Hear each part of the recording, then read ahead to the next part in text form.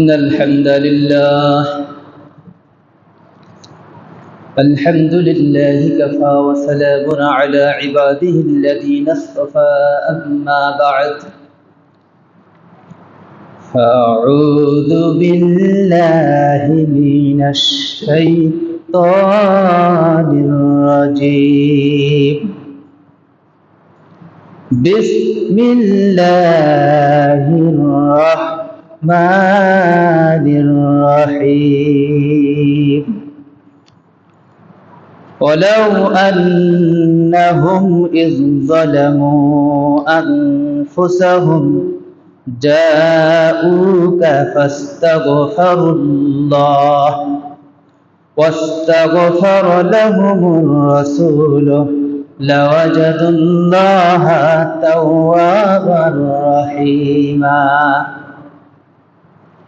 آمنت بالله صدق الله المولانا العظيم وصدق رسوله النبي الكريم ونحن على ذلك من الشاهدين والشاكرين والحمد لله رب العالمين وقال تعالى في شان حبيبه ومحبوبه إن الله وملائكته يصلون على النبي يا أيها الذين آمنوا صلوا عليه وسلموا تسليما আমরা মুহাব্বতের সাথে দুরূদ ইব্রাহিম করব আল্লাহুম্মা সাল্লি আলা মুহাম্মাদিন ওয়া আলা আলি মুহাম্মাদ কামা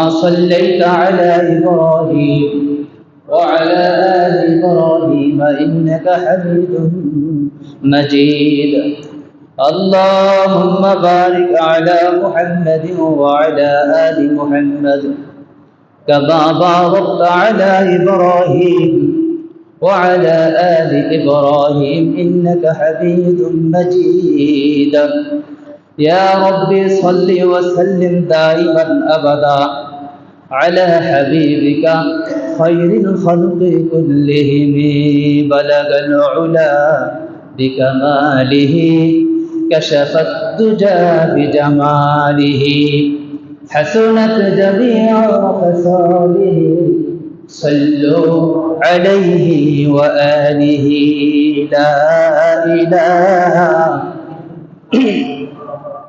جور لا إله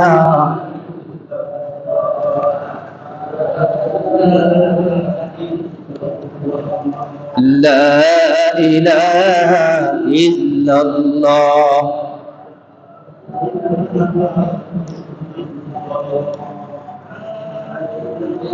حسبي ربي جل الله ما في قلبي غير الله نور محمد صلى الله لا إله إلا الله جر لا إله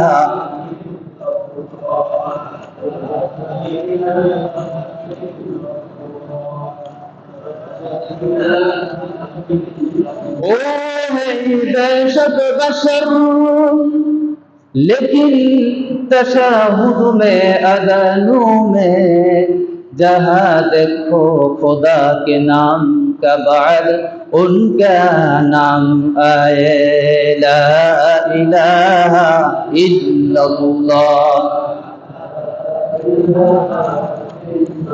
दिल खुल जुर ला इलाहा इल्लल्लाह দিলের মরিচা দূর হবে জোরে করে লা ইলাহা ইল্লাল্লাহ লা ইলাহা ইল্লাল্লাহ লা ইলাহা ইল্লাল্লাহ লা ইলাহা ইল্লাল্লাহ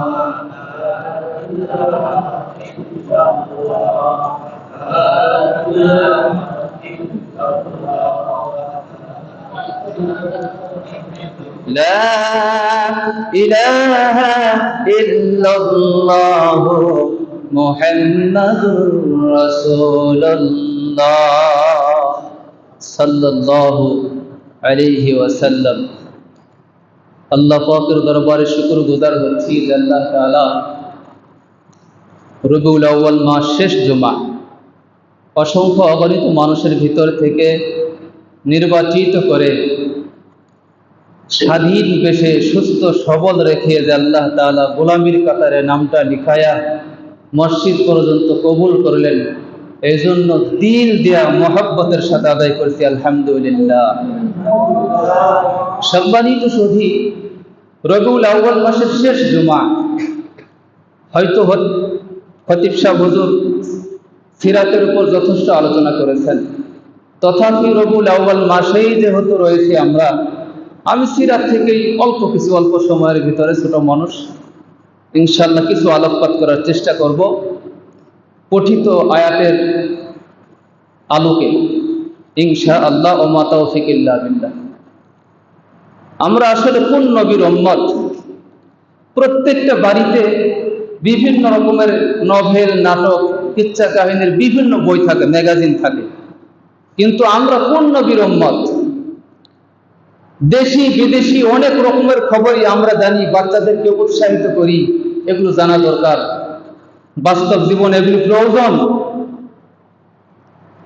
কিন্তু অধিকাংশ ফ্যামিলি, অধিকাংশ অভিভাবক আমরা উদাসীন যে নবীর সিরাত, নবীর জীবনী জানতে হবে, মানতে হবে, পড়তে হবে, এই পতাকার নিচে থাকতে হবে, না থাকলে কোনো উপায় নাই। এগুলো ব্যাপারে কোনোদিন কি আমাদের পরিবারের সদস্যদেরকে নিয়ে আলোচনা করার সুযোগ হয়েছে? আমরা কোন নবীর উম্মত?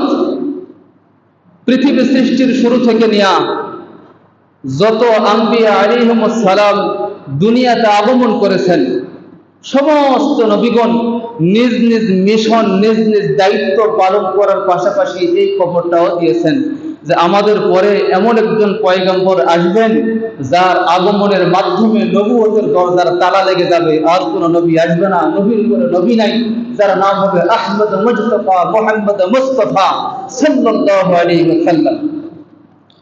আদম আলাইহিস সালাম জান্নাত থেকে দুনিয়াতে আসলেন, দীর্ঘদিন পর্যন্ত কান্নাকাটি করলেন, দোয়া কবুল হয় নাই। হঠাৎ করে মনে পড়লো যে জান্নাতে অবস্থানকালে জান্নাতের গেটে যেথায় আল্লাহর নাম সেথায় একটা নাম লিখেছিলাম, মুহাম্মাদুর রাসূলুল্লাহ।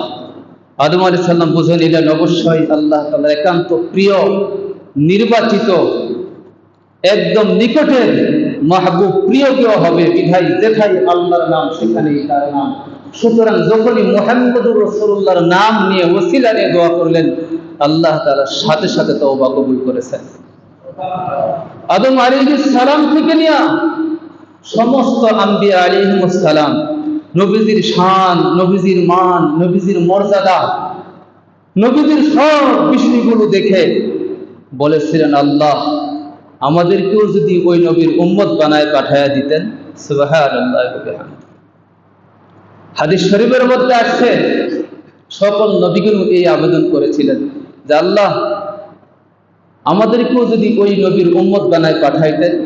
আল্লাহ তাআলা সকল নবী দোয়া করেছেন আল্লাহর কাছে নবীজির উম্মত হওয়ার জন্য, কিন্তু সকলের বেলায় কবুল করেন নাই, মাত্র একজন নবীর বেলায় কবুল করেছেন, ঈসা আলাইহিস সালাম।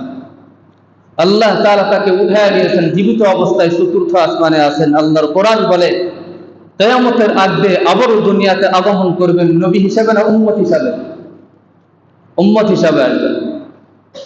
আর বাকি নবী, বাকি রাসূলগণকে দোয়া করলেন, আল্লাহ আমাদেরকে উম্মত বানান। আল্লাহ উম্মত হওয়ার সৌভাগ্য তাদেরকে দেন নাই, তবে দোয়া কবুল করেছেন এইভাবে। মেরাজের রজনীতে আল্লাহ তাআলা বাইতুল্লাহ থেকে নিয়ে বাইতুল মামুর, ৭ আসমানের উপরে মসজিদ আল্লাহর আরশের নিচে, ওই মসজিদ থেকে নিয়ে বাইতুল্লাহ, ওমান থেকে ঢিল ছুড়লে সোজাসুজি বাইতুল্লাহর ছাদে করবে। নবীজি বাইতুল্লাহর পাশেই রাতের বেলা ঘুমন্ত অবস্থায় ছিলেন। আল্লাহ ইচ্ছা করলে সরাসরি সোজা উঠাইতে পারতেন না, এটা সহজ ছিল না, সরাসরি উঠান নাই, বরং এখান থেকে উত্তর দিকে হাজার হাজার কিলোমিটার দূরে বাইতুল মুকাদ্দাস, ওখানে নিয়ে গেছেন। সারা দুনিয়ার ওই মানে পৃথিবীর সৃষ্টির শুরু থেকে নিয়ে মুহাম্মদুর রাসূলুল্লাহ পর্যন্ত যত আম্বিয়া আলাইহিস সালাম দুনিয়াতে আগমন করেছেন, সকলকে আল্লাহ উপস্থিত করেছেন। সবাই মসজিদে দাঁড়িয়েছে মুসল্লির কাতারে। মুসল্লার ইমামের মুসল্লা খালি। মুহাদ্দিসিনে কেরাম বলেন, জিবরাইল আমিন নবীজিকে সামনে দিলেন, ইয়া রাসূলুল্লাহ, কার অপেক্ষা করছেন? আল্লাহ তাআলা আজকের এই মিলনায়াতুন, আজকের এই মজলিসটা এই জন্যই সাজাইছেন। সমস্ত নবীরা দোয়া করেছিল উম্মত হওয়ার জন্য, তাদের উম্মত হওয়ার সৌভাগ্য হয় নাই, কিন্তু আপনার পিছনে 2 রাকাত নামাজ পড়ে মুক্তি হওয়ার সৌভাগ্য দান করবেন। সুবহানাল্লাহ। আমরা কোন নবীর উম্মত? এই নবীর উম্মত, উম্মতে মুহাম্মাদী যেথায় যাবে বাতিল থর থর করে কাঁপবে। বায়জিদ বুস্তামি রহমাতুল্লাহি আলাইহি এক খ্রিস্টান বন্ধুর সাথে তাদের মজলিসে গেল। তাদের মিলনায়াতুন সভা হচ্ছে, আলোচনা হচ্ছে, সমাবেশ হচ্ছে। মুফাসসিরিনে কেরাম বলেন, মুসলমান যেহেতু একা, সবাই খ্রিস্টান, মজলিসের এক কোণে ওখানে বসেছেন। ইহুদি পণ্ডিত বক্তব্য দিচ্ছিলেন, সাথে সাথে জবান বন্ধ হয়ে গেছে। উপস্থিত জনতা বলে, হুজুর বলেন, আপনি তো বলতেছিলেন, আপনি তো বয়ান করতেছিলেন, আপনার জবান বন্ধ হলো কেন? তো সাথে সাথে বলে, দাখালা মুহাম্মাদি, এই মজলিসে আমার দিল বলছে কোন মুহাম্মাদি প্রবেশ করেছে, আমার জবান বন্ধ হয়ে গেছে, আর কোনো কথা বের হয় না। সুবহানাল্লাহ বললেন না? উপস্থিত জনতা ডাকতে বলেন, হুজুর খালি একটা বার পরিচয় বলুন, আমাদের মজলিসে এত বড় কার বুকের পাটা যে আগমন করলো, আগমন করার সাথে সাথে আমাদের মজলিসের বিশৃঙ্খলা ঘটে গেল, আপনার জবান বন্ধ হয়ে গেল, খালি পরিচয় করে দেন। ইহুদি পণ্ডিত ডাকতে বলে, না না, তারা আঘাত করা যাবে না, বরং সম্মানের সাথে তারা ডাকো। একজন মানুষের আগমনের কারণে যদি জবান বন্ধ হয়ে যায়, বলেন তো মানুষটি সাধারণ? সাধারণ? বলো ভাই, উপস্থিত শ্রোতা মণ্ডলীর ভিতরে মুসলমান কে আছেন? দাঁড়ান। মজলিসের কোণ থেকে দাঁড়ায় এক ব্যক্তি বলছে, আমি উম্মতে মুহাম্মাদী, নাম বায়জিদ। সুবহানাল্লাহ। আমরা তো সেই উম্মত যেথায় যাবে ওই ইমানি চেতনায় উজ্জীবিত হয়ে যেথায় যাবে, যেথায় অবস্থান করবে, বাতিল থাকতে পারবে না, বাতিল থর থর করে কাঁপতে কাঁপতে লেজ গুটায় পালাতে বাধ্য হবে। সুবহানাল্লাহ। আমরা তো সেই উম্মত। কিন্তু কথা হতে পারে যে, হুজুর আমাদের বেলায় কাম হয় না কেন? এখন তাহলে যুগসূত্র মিলান, তাদের ইমানি চেতনা, তাদের আমলি চেতনা আর আমাদের ইমানি আমলি চেতনা কোন পর্যায়ে? কি একই রকম? হাদিস শরীফের মধ্যে আসছে, আল্লাহর নবীজি বলেন, এমন একটা সময় আগমন করবে, আমার উম্মতেরা রাতের বেলা ঘুমাবে ইমানদার অবস্থায়, সকালবেলা জমিনে পা রাখবে কাফের অবস্থায়, বেঈমান অবস্থায়। এমন একটা সময় আসবে, সকালবেলা মুমিন অবস্থায় ঘর থেকে রাস্তায় বের হবে, জমিনে ছড়ায় পড়বে, কিন্তু আল্লাহু আকবার এমন ভাবে উঠা বসা চলাফেরা করবে, এমন ভাবে দুনিয়ার সাথে মিলামিশা করবে, সন্ধ্যা বেলায় ইমান হারা বেঈমান হয়ে ঘরে ফিরবে। এই যুগটা আসছে না? আসে না? লেবাস, বেশভূষা, পোশাক আশাক হয়তো ঠিক থাকবে, বাট দিলের ভিতরে ইমানের বাতি থাকবে না। এই জামানা আসছে না? আসে নাই? তাহলে এখন কি করণীয়? হাদিস শরীফের মধ্যে আসছে, আল্লাহর পয়গম্বরের জামানায় আল্লাহর কোরআন বলে, আপনাদের সম্মুখে যে আয়াতে কারিমা তেলাওয়াত করেছি, সূরা নিসার 64 নম্বর আয়াত, আল্লাহ তাআলা বলেন, আল্লাহর পয়গম্বর ইন্তেকাল করেছেন। ইন্তেকাল করার 3 দিন পর একজন আরবি মানুষ, গ্রাম্য মানুষ, সাধারণ সহজ সরল মানুষ নবীজির রওজায়ে আতহারের কাছে এসে মাটির ভিতর বরাবরি করছে আর বলছে, ইয়া রাসূলুল্লাহ, আপনার রব, আপনার প্রভু, আমার আল্লাহ বয়ান করেছেন, ওয়ালাউ আন্নাহুম ইযযালামু আনফুসাহুম, যদি কোনো বান্দা গুনাহ করে, অপরাধ করে, অবিচার করে, অন্যায় করে, নিজের প্রতি জুলুম করে, সারা দুনিয়ার সমপরিমাণ গুনাহ করলো, এরপর অনুভূতি আসলো আমি তো অন্যায় করেছি। কেউ যদি এমন অনুভূতি নিয়া মাথায় সারা জমিন সম পরিমাণ গুনাহের বোঝা নিয়ে রসুলের দরবারে গেল, নিজেও তওবা করলো, রসুলকেও বললো ইয়া রাসূলুল্লাহ আমার জন্য দোয়া করেন, আমি তওবা করতেছি, আমাকে তওবা করান। আল্লাহ তাআলা ফরমান এমন ব্যক্তির জিন্দেগীর সব গুনাহগুলো মাফ করে দিবেন। কোন সুবহানাল্লাহ। ইয়া রাসূলুল্লাহ আমি তো আসলাম কিন্তু আপনার উপস্থিতি নাই, এখন আমার কি ব্যবস্থা হবে মেহেরবানি করে বলেন। ওগো রাসূল, হাদিসের মধ্যে আসছে আল আম্বিয়াউ আহইয়াউন ফি কুবুরিহিম ওয়া হুম ইউসাল্লুন, নবীরা মারা যায় না, নবীরা তাদের কবরে জিন্দা অবস্থায় নামাজের মুসাল্লায় আছে। কোন সুবহানাল্লাহ। ইয়া রাসূলুল্লাহ ইয়া হাবিবাল্লাহ আসছি, গুনাহ করছি, আমি তো তওবা করতে চাই, আমার জন্য ফয়সালা করেন, আপনার রবের নিকট দোয়া করেন। হাদিসের মধ্যে আসছে আল্লাহর ওই বান্দা মুফাসসিরিন কেরাম বলেন সে ব্যথাতুর হৃদয়ে 2 লাইন কবিতা আবৃত্তি করে লিখছেন যা আজও পর্যন্ত রওজায়ে আতহারের দেয়ালে অঙ্কনকৃত আছে। কোন সুবহানাল্লাহ। ইয়া খায়রা মান দুফিনাত বিল কাই আযবুহু ফাতাবা মিন তুয়বিহিন্নাল কাউ ওয়াল আলামু নাফসিল ফিদাউ লিকবরিন আনতা সাকিনুহু ফীহিল আফাফু ওয়া ফীহিল জুদ ওয়াল কারামু। এই জমিনে সমাধিস্থ যত মানব নবী তার চাইতে সবচাইতে প্রিয় আপনার দেহ মোবারক। হাদিস শরীফের মধ্যে আসছে পৃথিবী সৃষ্টির শুরু থেকে নিয়ে এই পর্যন্ত যত মানুষকে জমিনে দাফন করা হয়েছে সবচাইতে শ্রেষ্ঠ দেহটা হলো মুহাম্মদুর রাসূলুল্লাহ। হাদিস শরীফের মধ্যে আসছে এই দেহের দাম কত বেশি, কত বেশি, কত দামি। এই দেহটা যেই মাটির সাথে লাগায় রয়েছে, আল্লাহর নবীর দেহ মোবারক যে মাটির সাথে স্পর্শ করে রয়েছে, সেই মাটির দাম শুধু কাবা নয়, আল্লাহর আরশের চাইতেও দামি। কোন সুবহানাল্লাহ। ইয়া রাসূলুল্লাহ আপনি আমার জন্য ফয়সালা করেন, আপনি আমার জন্য দোয়া করেন, বারবার বলছে। আর ওই আরবি সহজ সরল মানুষটি মাটিতে গড়াগড়ি করছে। এরকম ভাবে কিতাবের মধ্যে আসছে এমত অবস্থায় ওই মজলিসের ভিতরে আল্লাহর নবীর রওজায় জিয়ারত অবস্থানকালে অনেক উলামায়ে কেরাম ছিলেন। একজনের এরকম তন্দ্রা ভাব আসলো, ইলহাম হচ্ছে বলে দাও আমার এই উম্মতকে আমি নবী নাই, তাতে কি হয়েছে, নবীর পরে আর নবী আসবে না, কিয়ামত পর্যন্ত দরজা বন্ধ। আমার উম্মতকে জানায় দাও আল উলামা ওয়ারাসাতুল আম্বিয়া, যদি কোনো ব্যক্তি হক্কানি রব্বানি উলামায়ে কেরামের কাছেও ঠিক ওই নবীর পন্থায় গিয়া বলে হুজুর আমি গুনাহ করেছি, আমি তওবা করতে চাই, আমি ভালো হতে চাই, আমার উপায় বলে দেন। এরকম ভাবে সেও তওবা করলো, হুজুরও তাকে তওবা করালো, সেও দোয়া করলো, হুজুরও তার জন্য দোয়া করলো, জামানার হক্কানি উলামায়ে কেরাম তার জন্য দোয়া করলো, সাথে সাথে জিন্দেগীর সব গুনাহগুলো মাফ করার ঘোষণা কার? তাহলে কার সাথে থাকা লাগবে? উলামায়ে কেরামের সাথে।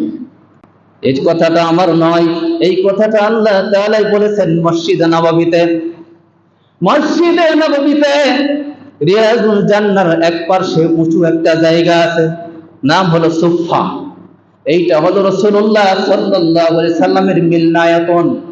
মসজিদে ইবাদত করতেন আর এই উঁচু জায়গাটাতে সমাবেশ করতেন, সাহাবায়ে কেরামকে নিয়ে মজলিস করতেন। এটি হলো ইসলামের প্রথম পাঠশালা, এটি হলো ইসলামের প্রথম মাদ্রাসা, যেই মাদ্রাসার পাঠশালার মহাপরিচালক বিশ্বনবী মুহাম্মদুর রাসূলুল্লাহ। আবু হুরায়রা রাদিয়াল্লাহু আনহু বলেন আমরা এই আসহাবে সুফফার সদস্যের ভিতর আমি একজন। মোটামুটি 70 জন কম বেশি, যারা মক্কা থেকে বাড়ি ঘর ব্যবসা বাণিজ্য সব ছেড়ে এখানে জীর্ণ শীর্ণ সাধকের বেশে দিন পিপাসু ইলম পিপাসু কোরআন হাদিসের জ্ঞান আহরণে সব সময় এখানেই ব্যস্ত থাকতেন আল্লাহর স্মরণে।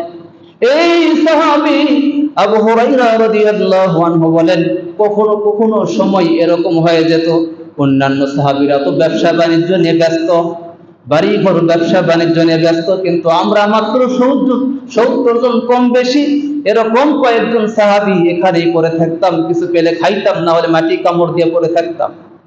মুহাদ্দিসিনে কেরাম বলেন, আবু হুরায়রা বলেন যে এমন দিন অতিবাহিত হয়ে গেছে 2 দিন 3 দিন পর্যন্ত কোনো খানা পাই নাই। কিসের স্বার্থে? আল্লাহর দিন সংগ্রহ করার স্বার্থে, দিন শিখার স্বার্থে। তারা যদি এই মেহনত, এই মুজাহাদায় চেষ্টা না করতেন, আমাদের পর্যন্ত দিন পৌঁছতো না। সবাই যদি খালি দুনিয়া নিয়ে ব্যস্ত থাকতো, এটাকে শিখতো? আবু হুরায়রা রাদিয়াল্লাহু আনহু বলেন, একদিন অবস্থা এই দাঁড়ালো, এশার নামাজ পর 3 দিন হয়ে গেল পেটে কোনো আহার ঢোকে নাই, প্রবেশ করে নাই। এশার নামাজের পর আবু হুরায়রা মসজিদের গেটে বসে রইলাম যে হয়তো বা কেউ সাথে নিয়ে যাবে দাওয়াত দিয়া। একটু পরে ওমর চলে গেল, কিছু বলল না। আরো কেউ চলে গেল, কিছুই বলল না। পরিশেষে কেউ কিছু বলল না, দাওয়াত করলো না, আমন্ত্রণ জানালো না। পরিশেষে আল্লাহর নবীজির সামনে যখন পড়লাম, নজরে পড়লাম, ডাকতে আবু হুরায়রা আসুন দেখি ঘরে কিছু নাস্তার ব্যবস্থা আছে কিনা। হাদিসের মধ্যে আসছে, আম্মাজানদেরকে বললেন যে ঘরে কিছু খাবার থাকলে দাও, পাঠায় দাও। আবু হুরায়রা মনে মনে খুব খুশি হলেন, যে কয়েকদিন তো যেহেতু খাবার ঢুকে নাই, কিছু একটা ব্যবস্থা হলো। তো ঘরের ভিতর থেকে 1 পেয়ালা দুধ আসছে। 1 পেয়ালা দুধ দেখে হুরায়রা বলেন যে নবীজিও ক্ষুধার্ত, আমিও ক্ষুধার্ত, দুধ তো মাত্র কতগুলা? 1 পেয়ালা। এটাতে কি হবে? তো দেখ, আলহামদুলিল্লাহ যতটুকু আসছে শুকরিয়া। এমত অবস্থায় নবীজি বলছেন, হুরায়রা আসহাবে সুফফার ভিতরে কয়জন আছে? সবাইকে ডেকে নিয়ে আসো, আরো 70 জন আছে। খাবার কত হলো? 1 পেয়ালা, লোক সংখ্যা 70-এর অধিক। আবু হুরায়রা রাদিয়াল্লাহু আনহু বলেন, আমার মাথায় চিন্তা আসলো যে আমাকে যেহেতু সবাইকে ডাকার কথা বলা হয়েছে, সুতরাং আমার হাতে বন্টনের পালা আসবে। আর যে বন্টন করবে সে আগে নেবে না পরে নেবে। আবু হুরায়রা বলেন, সবাইকে ডেকে আনলাম। আল্লাহর নবী বলেন, হুরায়রা 1 পার্শ্বতে পান করাও সবাইকে। মুহাদ্দিসিনে কেরাম বলেন, মাত্র 1 পেয়ালা দুধ একজন করে তৃপ্তি সহকারে পেট ভরে পান করতে থাকলো। আল্লাহু আকবার। নবীজির যতগুলো মুআজিজার ভিতরে এটা একটা। 1 পেয়ালা দুধ কিন্তু অনেক লোকে পান করে, কোন সুবহানাল্লাহ। দুধ ফুরায় না, তৃপ্তি সহকারে পেট ভরে পান করলো, দুধ ফুরায় না। সবার পান করা শেষ হয়ে গেল। আল্লাহর নবী বলেন, হুরায়রা এবার তুমি পান করো। আবু হুরায়রা বলেন, আমিও পান করলাম, পেট ভরে তৃপ্তি সহকারে পান করলাম। বলো আরো পান করো। আরো কিছু পান করলাম। এরপর বললাম, ইয়া রাসূলুল্লাহ আর পারছি না। অবশিষ্ট দুধ নবীজি নিজেই পান করলেন। সেই আসহাবে সুফফার সদস্যদের জামা কাপড়ের অবস্থা ছিল জীর্ণ শীর্ণ। মুহাদ্দিসিনে কেরাম বলেন, নবীজির মিলনায়তন যখন সমাবেশ শুরু হয়ে যেত, তারা একজনের সাথে আরেকজন এমন পাশে এমন ভাবে চেপে বসতো, লেগে থাকতো যাতে সেরা অংশগুলো দেখা না যায়। হাদিস শরীফের মধ্যে আসছে, আল্লাহর নবীজি বলেন, দেখেন তাদের মান কত, শান কত। এই সাহাবীগুলোর দিকে তাকায়া আল্লাহ তাআলা তাদের মান শান বাড়ায়া দিয়া সূরা কাহফের ভিতরে আয়াতে কারিমা নাযিল করলেন, ইয়া রাসূলুল্লাহ ওয়াসবির নাফসাকা মা'আল্লাযীনা ইয়াদউনা রাব্বাহুম বিল গাদাতি ওয়াল আশিয়্যি ইউরিদুনা ওয়াজহা। আপনি নিজেকে, আল্লাহ বলছেন নবীকে, আপনি নিজেকে তাদের সাথে সংবদ্ধভাবে আবদ্ধ করে এমন ভাবে নিজেকে রাখেন, খবরদার তাদের থেকে দুনিয়ার জন্য নজর ফিরাবেন না। তাদের সাথে নিজেকে আবদ্ধ করে রাখেন সব সময়ের জন্য, যারা সকাল সন্ধ্যায় তাদের রবের সন্তুষ্টির জন্য আল্লাহকে ডাকে। আল্লাহর নবী বলেন, আল্লাহু আকবার, আল্লাহর শুকরিয়া আদায় করছি, আমার উম্মতের ভিতরে এমন কতিপয় উম্মত আছে যা কিয়ামত পর্যন্ত আসবে। আমি নবী থাকবো না, আমি নবী এক সময় চলে যাব, কিন্তু আমার এই কাজগুলো আঞ্জাম দেবে এই মেহরাব থেকে। এই মেহরাব আল্লাহর পক্ষ থেকে নির্বাচিত। এই মেহরাবে যারা বসবে তারাও কি বলেন না কথা ভাই? নির্বাচিত, জনগণের নির্বাচিত নয়, জনগণের নির্বাচিত নয়। ثم أورثنا الكتاب الذين اصطفينا من عبادنا এই মেহরাব যেরকম নির্বাচিত, মসজিদ যেরকম নির্বাচিত, এই মুসল্লা যেরকম নির্বাচিত, এই মুসল্লাই মেহরাবে যারা মেম্বারে বসে জাতির সামনে যারা কথা বলবে, আমি আল্লাহর পক্ষ থেকে এরাও নির্বাচিত। এদের আল্লাহর বাণীগুলো প্রচার করার সময় যারা হুলকুম চেপে ধরতে চায়, আল্লাহ বসে থাকবেন? ইউরিদুনা লিইউতফিউ নূরাল্লাহি বিআফওয়াহিহিম ওয়াল্লাহু মুতিম্মু নূরাহু ওয়ালাউ কারিহাল কাফিরুন। আল্লাহ ডাকতে বলে আমার দ্বীনের বাতি যারা নিভায় দিতে চায়, দ্বীনের বাতির প্রচারকদের যারা হুলকুম চেপে ধরতে চায়, হয়তো চেপে ধরবে, কিন্তু বাতি গত 15 বছরে বুঝে নিভেছে। ভাই কথাগুলো বোঝা যায় না? এখনো ভয় আছে। এই মেহরাব থেকে কথা বলার জন্য কত উলামায়ে কেরামকে কারাবরণ করতে হয়েছে, কত উলামায়ে কেরাম নির্যাতিত হয়েছে, কত উলামায়ে কেরাম দেশান্তর হয়েছে। অপরাধটা কি? আল্লাহর বাণী প্রচার করবার জন্য, কিন্তু এরা আল্লাহর পক্ষ থেকে নির্বাচিত, কিন্তু গত 15 বছরের জামানার ফেরাউন মানে নাই। ফলাফল কি হলো? আমিও কয়েক বছর আগে, আমি তখন তারাপুর মসজিদে ছিলাম, যখন নাকি সারা দেশব্যাপী মূর্তি নিয়ে আলোচনা চলছিল, একসাথে একযোগে ওলামায়ে কেরাম এই মেহরাব থেকে মেম্বার থেকে জুমার দিনে মূর্তির ব্যাপারে কথা বলেছিল না? মানে নাই। কাউকে চাকরিচ্যুত করা হলো, কাউকে কারারুদ্ধ করা হলো, কাউকে দেশান্তর করা হলো, বিভিন্ন ভাবে জুলুম নির্যাতন করা হলো। তার মধ্যে আমিও ছিলাম, আমারও চাকরিচ্যুত করা হলো। আদম দিকে সান্তাহার পুলিশ ফাঁড়ি থেকে বিভিন্ন ভাবে আমারও বাস ব্ল্যাক লিস্টে দেখে দিল। বিভিন্ন রকমের পাইকারা। ওলামায়ে কেরাম বলেছিল মূর্তি বানানো যাবে না। এটা হলো ইব্রাহিমী সুন্নাত। ইব্রাহিম আলাইহিস সালাম মূর্তির পক্ষে না বিরুদ্ধে? তাহলে আমাদের জাতির পিতা যদি বিরুদ্ধে হয়, জাতির সন্তানেরা কি হবে বলেন? বিরুদ্ধে হওয়া লাগবে। ওই ধারাবাহিকতায় সুন্নাতে আবিকুম ইব্রাহিম, ইব্রাহিমী বাবার সেই জাতির পিতার ধারাবাহিকতায় আমরা সন্তানরা যখন কথা বললাম, জামানার ফেরাউন শোনে নাই, তখন জামানার নমরুদ শুনেছিল না। ফলাফল কি হলো? মূর্তি বানালেন, খুব ভালো, আমাদের কথা শুনলেন না। মাত্র কয়েক বছরের ব্যবধানে সেই মূর্তির মাথায় চড়ে জাতির সন্তান পেশাব করে। দেখেন নাই? ভাই আমার কথাগুলো বুঝাইতে পারতেছি না? আপনারা নতুন করে শুনতেছেন এগুলা? কথা বলেন ঠিক কিনা? তাহলে সেই মূর্তির মাথায় বসে জাতির সন্তানরা পেশাব করে, দড়ি লাগাইয়া সম্মানিত বিশিষ্ট ব্যক্তির চেহারাগুলোকে লাঞ্ছিত বঞ্চিত করে এরকম ভাবে হেসরাইয়া ধাক্কায় ফেলে দেয়। এটা কি তো? ফলাফল কি হলো? ওলামায়ে কেরামকে শুধু মূর্তির বিরুদ্ধে কথা বলার জন্য চাকরিচ্যুত করা হয়েছিলেন। আমি মুসল্লির কাছে শেষ বিদায় নিব, এই সুযোগটাও জামানার ফেরাউনরা দেয় নাই। ফলাফল কি হলো? এই 24 সালে দ্বিতীয় স্বাধীনতার সময় দীর্ঘ 15 বছর শাসন করার পর জাতির উদ্দেশ্যে 45 মিনিট ভাষণ দেওয়ার সুযোগ পেয়েছিলেন, আল্লাহ দেয় নাই।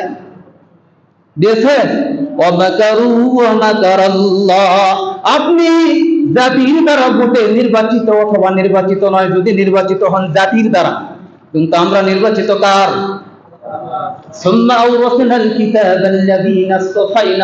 এই মেম্বার সাধারণ কোন বিষয় নয়। হাদিসের মধ্যে আসছে কিয়ামতের ময়দানে আল্লাহ তাআলা হাসরের ময়দানে বিচার কার্য সমাপ্ত হওয়ার পর জান্নাতের ভিতরে জান্নাতীদের নিয়ে মজলিস করবেন। সেই মজলিসের একটি নমুনা জুমার দিন। হাদিসের মধ্যে আল্লাহর নবীজি বলেন, জুমার দিনে যারা আগে আসবে, ইমামের কাছাকাছি বসবে, সামনাসামনি বসবে, হাসরের ময়দানেও জান্নাতের ভিতরে তারা আল্লাহর নিকটেই থাকবে। কোন সুবহানাল্লাহ! কেননা এই মেম্বারে আল্লাহ বসবেন, আম্বিয়া আলাইহিস সালাম বসবেন। আজকের দিনে দুনিয়াতে যারা জুমার দিনে যেমন আমল করবে, জান্নাতের ভিতরে এর প্রতিফলন আল্লাহ তাআলা ওই জায়গাতেই ঘটাবেন। তাহলে মেম্বার কি আমরা নির্বাচিত আপনাদের না আল্লাহ? খুব সাবধান। ওলামায়ে কেরামকে কোনো কথা বলা যাবে না, ওলামায়ে কেরামের সাথে গাদ্দারি করা যাবে না। আল্লাহ ছাড় আগেও দেন নাই, বর্তমানেও টাটকা ফেরাউনকেও দেন নাই। ভবিষ্যতে যারা ফেরাউনের চরিত্রে আবার নতুন ভাবে আসবে মনে হয় তাদেরকে দিবে নাকি? খুব সাবধান। ওই বেদুইন, ওই যে গ্রাম্য মানুষ, আরবি মানুষ আল্লাহর নবীর দরবারে গিয়া গড়াগড়ি করতে মনে আসেনি? হাদিস শরীফের মধ্যে আসছে আল্লাহর নবীজি যেই জায়গায় শায়িত আছে রওজায়ে আতহার, এর উপর একটা সবুজ গম্বুজ আছে না নাই? দেখেন না? আল্লাহর নবীজি ইন্তেকাল হয়ে গেল, মদিনায় দুর্ভিক্ষ দেখা দিল। সকলেই নবীজির জীবদ্দশাতে নবীর কাছে গিয়ে বলতেন, ইয়া রাসূলুল্লাহ, পানির দরকার, ক্ষেত খামারগুলো শুকায় যাচ্ছে, দোয়া করেন। নবীজি দোয়া করতেন, বৃষ্টি বর্ষণ হতো। নবীজি ইন্তেকাল করেছেন, রাসূলের চাচা সিনিয়র সাহাবী আব্বাস রাদিয়াল্লাহু আনহুর কাছে গেলেন সাহাবায়ে কেরাম, যে আপনি তো রাসূলের চাচা, উম্মতের উপর অনেক অবদান আছে আপনার, আপনি একটু দোয়া করেন বৃষ্টি হোক। দোয়া করতেন, সাথে সাথে বৃষ্টি হতো। রাসূলুল্লাহর চাচা ইন্তেকাল করলেন, এবার কার কাছে যাবে সাহাবায়ে কেরাম? সকল রাস্তা যখন শেষ হয়ে যায়, মায়ের কোলে শেষ আশ্রয়, আম্মা জান আয়েশা রাদিয়াল্লাহু আনহার কাছে গেলেন, মা আপনি ফয়সালা দেন, এখন কি করব? আম্মা জান আয়েশা রাদিয়াল্লাহু আনহা বললেন যে রাসূলুল্লাহ যেখানে শায়িত আছে মাথা বরাবর সাহাদাত ফুটা করো, ছিদ্র করো। হাদিস শরীফের মধ্যে আসছে, ভালো করে তাকায় দেখবেন সবুজ গম্বুজের উপর একটা ছিদ্র আছে। এই ছিদ্রটা সাহাবায়ে কেরামের জামানায় করা হয়েছিল। যখনই দুর্ভিক্ষ দেখা দিত, অনাবৃষ্টি দেখা দিত, বৃষ্টি নাই, সবুজ গম্বুজের ছিদ্রটা খুলে দেওয়ার সাথে সাথে আল্লাহর পক্ষ থেকে বৃষ্টি বর্ষণ হতো। দীর্ঘদিন চলে গেল, বৃষ্টি এইভাবে হয়, একদিন বৃষ্টি হয় না। ওলামায়ে কেরাম বসলেন, বলে দেখো তো হয়তো ছিদ্রর পথে কোনো বাধা আছে। ভালো করে দেখে যে ছিদ্র পথে একটা কবুতর পড়ে মরে গেছে, ওখানে আটকে আছে। কবুতর সরে নেওয়া হলো, সাথে সাথে ছিদ্র পরিষ্কারের সাথে সাথে অমনি মুষলধারে বৃষ্টি শুরু। আজও পর্যন্ত যেই সবুজ গম্বুজটা আমরা দেখি, এটা তৃতীয় তলা, এর নিচে আরো দুইটা গম্বুজ আছে, দুইটা ছোট ছোট গম্বুজ। আল্লাহর নবীজির চেহারা মোবারক একদম প্রথম গম্বুজ, দ্বিতীয় গম্বুজ, তৃতীয় গম্বুজ পর্যন্ত বরাবর আল্লাহ আরশ এভাবে দেখা যাবে, এরকম ছিদ্র করা আছে। যখনই কোন প্রয়োজন মদিনায় দেখা দেয়, আল্লাহর পক্ষ থেকে সাহায্যের সাথে সাথে ছিদ্র সরায় দেয়া, ছিদ্র ওপেন করে দেয়া, যেন আল্লাহর রহমতের জোয়ার উঠায় দেওয়া হয়। তো নবীজি বলেছেন, এই জোয়ার শুধু নবীর দ্বারাই নয়, নবী নাই, জামানার হক্কানি উলামায়ে কেরাম, হক্কানি রব্বানি উলামায়ে কেরাম, এদের কাছে যদি আমার উম্মতেরা আসে, ঠিক আগের জামানায় উম্মতের সংশোধন যেভাবে হয়েছে, রহমত প্রাপ্ত যেভাবে হয়েছে, আমার এই উম্মতেরা উলামায়ে কেরামের দ্বারা এরকম ভাবে সমাধান প্রাপ্ত হবে। কোন সুবহানাল্লাহ। তামান্না দরদ দিল কি হায়, তামান্না দরদ দিল কি হায়, এ কুদরত কি। এরকম ভাবে আল্লাহ তাআলা মুফাসসিরিন কেরাম বলেন যে এ গওহর नहीं मिलता है बादशाहों की खजीनों में, এ গওহর नहीं मिलता है बादशाहों की खजीनों में। উলামায়ে কেরামের কাছে যেই খাজানা পাবেন, যেই সম্পদ পাবেন, বাদশাদের খাজানায় এগুলো কখনোই নাই, কখনোই সম্ভব হবে না। আজকে যারাই দিন বাদ দিয়ে, আদর্শ বাদ দিয়ে শুধু দুনিয়া নেই পাগল পাড়া, শেষ অবস্থা কি? লাঞ্ছিত দেখছেন একজন বিচারককে গলায় গামছা দেয়, কিরকম বেইজ্জতি, তার কাছে টাকা পয়সা ছিল না? প্রচুর ছিল। মা আগনা আন্নি মালিয়া, আল্লাহ বলছেন তার ধন সম্পত্তি তাকে বাঁচাতে পারবে না, তার বাদশাহী তাকে বাঁচাইতে পারবে না, তার ক্ষমতা তাকে বাঁচাইতে পারবে না, তার জনবল তাকে বাঁচাইতে পারবে না, তার শক্তি তাকে বাঁচাইতে পারবে না, সব শেষ। তার প্রমাণ পান নাই? গলায় গামছা দিয়া হেসরাইয়া হেসরা যখন আদালতে নেওয়া হয়, যাকে জুতা মারে, ডিম মারে, দেখেন নাই? আর কত উলামায়ে কেরামকে কারারুদ্ধ করা অবস্থায় জেল থেকে নিয়ে এই জেলে সেই জেলে নেওয়া যায়, যাকে রাস্তায় সালাম করে, আফসোস করে, দোয়া করে, আল্লাহর পক্ষ থেকে নির্বাচিত ব্যক্তিদের জন্য এই হলো ফলাফল। এই চাক্ষুষ দেখার পরেও যারা সংশোধন হবে না, তাদের জন্য আল্লাহ সূরা তাওবায় বলেছেন, ইস্তাগফির লাহুম আও লা তাস্তাগফির লাহুম, আপনি তাদের জন্য তওবা করেন অথবা না করেন, যদি 70 বার করেন, তাস্তাগফির লাহুম 70 মাররা, যদি 70 বার করেন কবুল হবে না। সময় তো কম, 5 মিনিট ইনশাআল্লাহ শেষ করে দেব। এই সূরা তাওবার ভিতরে আসছে আব্দুল্লাহ ইবনে উবাই ইবনে সালুল, পোশাক আশাক বেশভূষায় ছিল মুসলমান, কিন্তু প্রকাশ্য কি ছিল? অন্তরটা মুনাফিক। সে মারা গেল। তার পুত্রের নামও আব্দুল্লাহ, একজন নিষ্ঠাবান সাহাবী। রাসূলের কাছে বলছে, ইয়া রাসূলুল্লাহ, আমার পিতা মারা গেছে, আমার পিতার জন্য আপনার শরীরের ব্যবহৃত একটা জামা দেন যাতে আমি কাফন দিতে পারি। রাসূলের কি ভাই? ব্যবহৃত জামা। রাসূলুল্লাহ দিয়া দিলেন। ওমর ওই অবস্থায় আছে ওখানে। ওমর রাদিয়াল্লাহু আনহু সরাসরি কিচ্ছু বলতে পারেন না, কিন্তু খালি ফসফস ফসফস করতেন। দ্বিতীয় প্রস্তাব, ইয়া রাসূলুল্লাহ, যখন কাফন প্রস্তুতি হয়ে যাবে আমার পিতার জানাজাটাও আপনি পড়াবেন। নবীজি বলেন, ঠিক আছে, পড়াবো। ওমর খালি ফুসফুস করে আর আয়াত পড়ে, ইস্তাগফির লাহুম আও লা তাস্তাগফির, চতুর্দিকে ঘোরার জন্য মনে করে দেয়, ইস্তাগফির লাহুম আও লা তাস্তাগফির লাহুম ইন তাস্তাগফির লাহুম ৭০ মাররা, আপনি তার জন্য তওবা করেন, তার জন্য মাগফিরাত কামনা করেন আর না করেন সমান। যদিও তার জন্য দোয়া করেন ৭০ বার, কথাকার আল্লাহর, যদিও ৭০ বার করেন তারপর কবুল হবে না। সরাসরি জানাজার কথা এখানে নাই, কিন্তু কি আছে, যদি করেন অথবা নাও করেন, যদি ৭০ বারও করেন কবুল হবে না, এরকম ইচ্ছাধীন দেওয়া হয়েছে, ঐচ্ছিক বিষয়। আল্লাহর নবীজি বুঝতে পারলেন ওমর কি বলতে চাচ্ছে। নবীজি বললেন, ওমর, তুমি যে আয়াত পড়তেছো, আয়াতের মধ্যে তো আল্লাহ প্রকাশ্য কিছু বলে নাই যে জানাজা করা যাবে না। এখানে আমার আল্লাহ খালি ইচ্ছাধীন করে দিচ্ছে, আমি একটু দোয়া করে দেখি না, যদি আল্লাহ কবুল করে। যেহেতু বেশভূষায় পোশাকে আশাকে আমাদের সাথেই ছিল, কিন্তু মুসলমানদের চরম শত্রু ছিল কি, ভিতরগত দিক দিয়ে মুনাফিক আছে না বর্তমান সমাজে এরকম। আল্লাহ তাআলা আয়াতে কারিমা নাযিল করে যে জামানার মুনাফিক পর্যন্ত পৌঁছায়া দিলেন। ওমর রাদিয়াল্লাহু আনহু বারবার শুধু আয়াতে কারিমা পড়ছেন, কিন্তু কোনো সিদ্ধান্ত দেওয়া পারতেছেন না। জানাজা পড়ানো হয়ে গেল, কবর হবে, কবর একদম কমপ্লিট, দোয়া করবেন। এমত অবস্থায় আল্লাহ দ্বিতীয় আয়াত নাযিল করলেন, ওয়ালা তুসাল্লি আলা আহাদিম মিনহুম মাতা আবাদা ওয়ালা তাকুম আলা কবরিহি। ওমর, রাসূল আপনার জন্য খবরদার, হুঁশিয়ারি, আপনার জন্য সতর্ক বার্তা, ভবিষ্যতে এই জাতীয় চরিত্রের মানুষের কবরে কখনো যাবেন না, জানাজাও পড়াবেন না, দোয়াও করবেন না। ঘোষণা কার? বলেন তো, ওই মুনাফিক চরিত্রের সমাজের যারা আছে তাদের জানাজা পড়া ফতোয়া আপনারা দেন, ফতোয়া আপনারা দেন, চরিত্রকে সংশোধন করেন। হাদিসের মধ্যে আসছে যে এই জামা রাসূলের জামা দিলেন। আল্লাহর নবী বলছে, দেখো, যদিও আমার জামা পরেছে, কিন্তু আমার ব্যবহৃত জামাটাকে কবরের আযাব থেকে বাঁচাইতে পারবে না। কিন্তু কেন দিয়েছি? জাতি বুঝুক যে এই কাফের, বেঈমান কাফের, কট্টরপন্থী মুনাফিক, মুনাফিকদের সর্দার রইসুল মুনাফিক, এর সাথেও আমি নবীজি সৌজন্যমূলক আচরণ করেছি। হাদিসের মধ্যে আসছে এই আচরণ দেখে উপস্থিত কবরের পাশেই খাজরাজ গোত্রের ১০০০ লোক মুসলমান হয়ে গেছে। তাহলে যদি ভাই খালি বেশভূষা আর পোশাক আশাকে যদি নাজাত দিয়ে দিত, তাহলে স্বয়ং রাসূলের ব্যবহৃত জামাও তাকে নাজাত দেওয়ার ক্ষমতা রাখে না। এই জন্য খালেস নিয়তে সময় থাকতেই ওলামাই কেরামার পতাকা তোলে। ওলামাই কেরাম কোনো ব্যক্তিগত কথা বলেন না, আল্লাহর পক্ষ থেকে নির্বাচিত জায়গায় নির্বাচিত ভাবে বসে আল্লাহর কালাম হাতে নিয়েই কথাগুলো বলেন। আল্লাহ পাক সবাইকে বুঝে আমল করে আগামী জিন্দেগির জন্য জান্নাতের পাথও নিয়ে যাইতে পারে। আল্লাহ তাআলা সবাইকে তৌফিক দান করেন। আমরা যারা সুন্নত পড়ে নাই, কবলা জুমা সারা